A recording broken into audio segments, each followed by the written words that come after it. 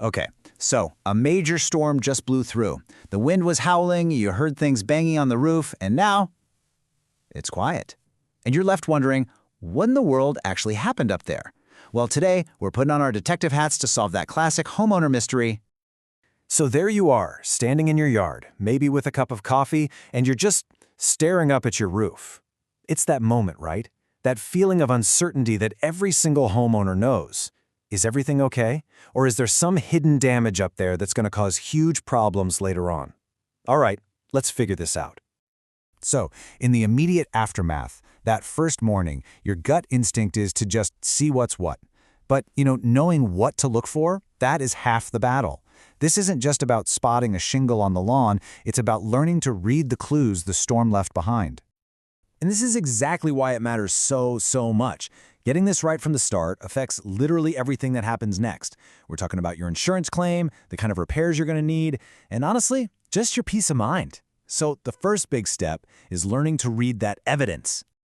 Every good detective story starts by lining up the usual suspects. And when it comes to storm damage, we have two main culprits, hail and wind.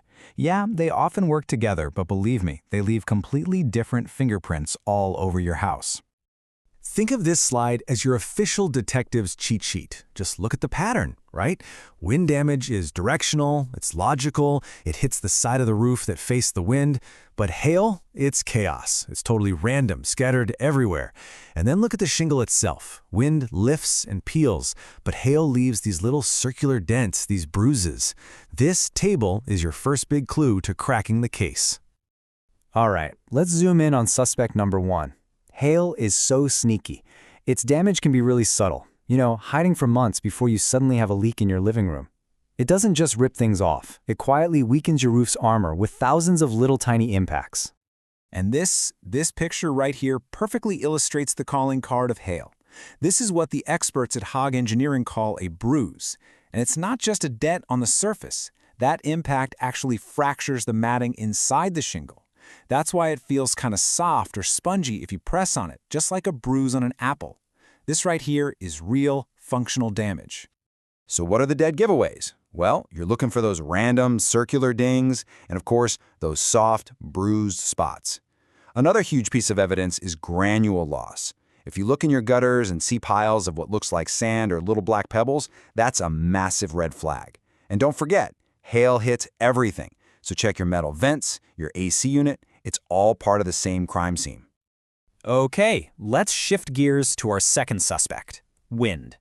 Now, wind damage can be super dramatic, right? Like finding a whole shingle sitting in your flower bed. But it's the less obvious damage, the stuff that sets you up for future leaks, that's what we really need to know how to find. Missing shingles are easy to spot, for sure, but look closer. Look for the edges of shingles that are kind of lifted up or curled, a lot like a peeling banana. When that happens, the watertight seal is broken, and that's your home's main defense. Also, keep an eye out for a hard crease line where the wind literally folded a shingle back on itself. And remember, the pattern test, the damage will almost always be on just one side of the house, the side that took the brunt of the storm. Okay, now it's time for some advanced detective work. Because you know what? Not everything that looks like damage actually is damage. And if you misidentify a clue, you can send your whole investigation and your insurance claim way off track. We've got to learn to spot the imposters. So let's just get crystal clear on what real hail damage is. A shingle bruise, like we talked about, is an actual fracture. It compromises the shingle, it shortens its life, and it stops it from shedding water properly. This is the real deal. This is what the pros call functional damage. But here's the imposter. Shingle blistering. It can look a lot like hail damage, but it has nothing to do with impact. These are little bubble-like bumps, and they're caused by trapped heat and moisture, usually from bad attic ventilation. Insurers almost always call this normal wear and tear, not storm damage. Knowing this one little difference can save you such a massive headache. And remember, the threats aren't always fast and loud like hail and wind can be. Winter storms bring a completely different kind of danger.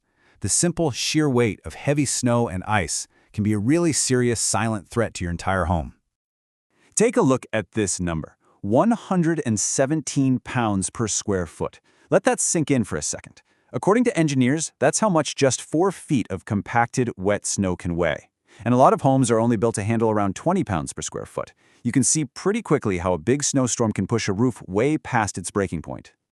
And it's not even just about the weight. When you have snow melting and then refreezing right at the edge of your roof, it can create something called an ice dam. It's basically a block of ice that stops water from draining and instead forces it to go backward, up under your shingles, and that leads to some really serious leaks inside your house.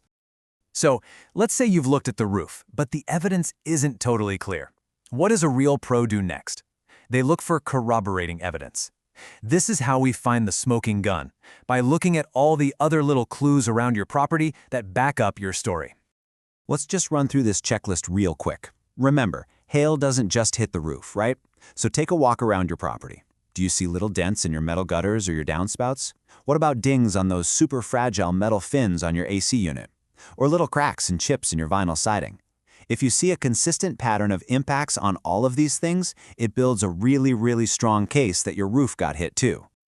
Okay, you have done your initial investigation. You've gathered your clues, and now it is time for the single most critical step in any case, bringing in an expert to confirm what you found and make absolutely sure nothing was missed. And this right here is the gold standard that the experts use. This quote from Haag Engineering really defines what matters. It isn't about little cosmetic scuffs, it's all about functional damage. In other words, has the roof's ability to do its one job, shed water, been compromised? Has its life been cut short? Answering those questions, that takes a trained eye. Okay, before we go another step, this is, without question, the most important slide in this entire explainer. Your safety comes first. Period. Never, ever climb onto a roof that is wet, steep, or you think might be damaged. The professionals have the training, the safety gear, the right equipment to do it safely. I'm telling you, it is absolutely not worth the risk. So why is getting a pro up there non-negotiable? Well, they're going to be the one to catch that one tiny, subtle bruise that turns into a massive leak 6 months from now. They can tell the difference between brand new storm damage and just old wear and tear, which is everything for an insurance claim. They give you the detailed photos and documents you need. And at the end of the day, they make sure you get the right repair, not just a quick patch job. After a big storm, your house is just covered in clues that tell the story of what it just went through. And now you have the detective's guide to start reading those signs, to understand the evidence, and to protect your single biggest investment. The case is officially yours to crack.